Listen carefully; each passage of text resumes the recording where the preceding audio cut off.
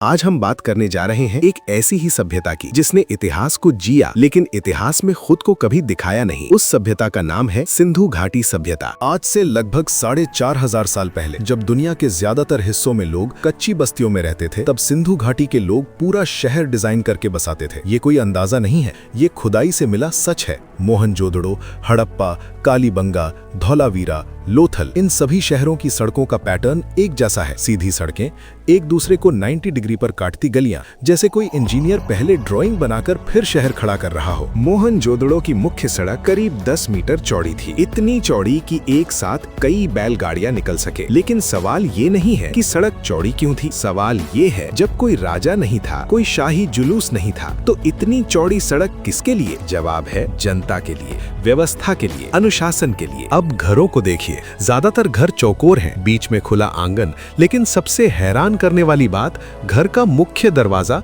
सीधी सड़क पर नहीं खुलता, वो खुलता है गलियों में। क्यों?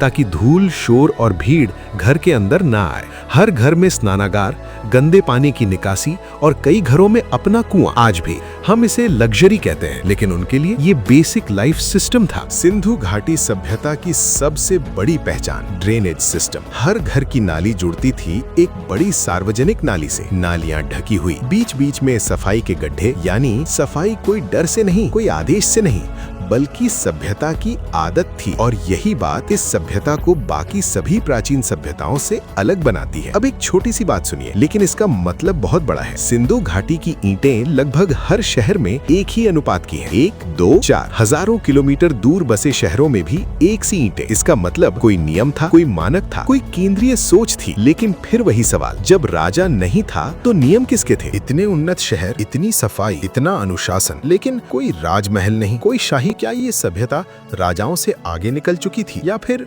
हम आज भी सत्ता को सही तरह से समझ नहीं पाए हैं? इसका जवाब छिपा है पानी, स्नानागार और विशाल संरचनाओं में। लेकिन अब सवाल और गहरा हो जाता है। इतने बड़े शहर, हजारों लोग और रोजमर्रा की जिंदगी, आखिर ये सभ्यता पानी को कैसे संभालती थी? क्योंकि इतिहास गवाह है, जहाँ पानी नियंत्रित होता है वहीं सभ्यता टिकती है। और सिंधु घाटी के लोग इस बात को हमसे बेहतर समझते थे। सिंधु घाटी सभ्यता में पानी सिर्फ पीने के लिए नहीं था, वो पूरी जीवन प्रणाली की रीढ़ था। मोहनजोदड़ो, हड़प्पा, धौलावीरा, हर शहर में दर्जनों कुएं मिले हैं। कुछ शहरों में हर तीसरे चौथे घर के पास अपना कुआं था। सोचिए, आज के समय में ये सुविधा कितनी बड़ी मानी जाती है, लेकिन वहाँ ये सामान्य बात थी। कुएं सिर्फ खोदे नहीं गए थे, उन्हें तकनीक के साथ बनाया गया था। गोल आकार, ईंटों की परतें, रस्सियों के घिसने के निशान, सब कुछ बताता है कि पानी निकालना एक नियमित, योजनाबद्ध प्रक्रिया थी। लेकिन असली चौंकाने वाली कहानी धौलावीरा से आती है। धौलावीरा रेगिस्तानी क्षेत्र के पास स्थित था। यहाँ नदियाँ भरोसेमंद नहीं थी, फिर भी ये शहर फला फूला। कैसे? उत्तर है जल संचय। धौलावीरा में जमीन के नीचे और जमीन के ऊपर विशाल जलाशय बनाए गए। पत्थरों को काटकर सीढ़ी नुमा संरचनाएं बनाई गई। बरसात का पानी इन टैंकों में जमा किया जाता था और पूरे साल इस्तेमाल में लाया जाता था। ये व्यवस्था आकस्मिक नहीं थी, ये भविष्य को देखकर की गई योजना थी। आज जिसे हम वाटर मैनेजमेंट कहते हैं, वो सिंधु घाटी के लोग 4000 साल पहले जानते थे। अब आते हैं सिंधु घाटी की सबसे रहस्यमय संरचना पर,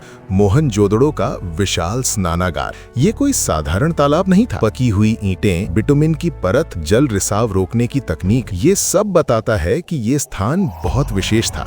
यहाँ पानी नालियों से भरा जाता था और समय समय पर निकाला भी जाता था। सवाल ये है, क्या लोग यहाँ सिर्फ शरीर साफ करने आते थे, या फिर ये कोई धार्मिक अनुष्ठान था? कई विद्वानों का मानना है कि ये शुद्धिकरण का स्थान था। यहाँ आकर लोग न सिर्फ नहाते थे, बल्कि अपने आप को मानसिक और धार्मिक रूप से शुद्ध करते थे। यानी धर्म, स्वच्छता और अनुशासन तीनों एक साथ।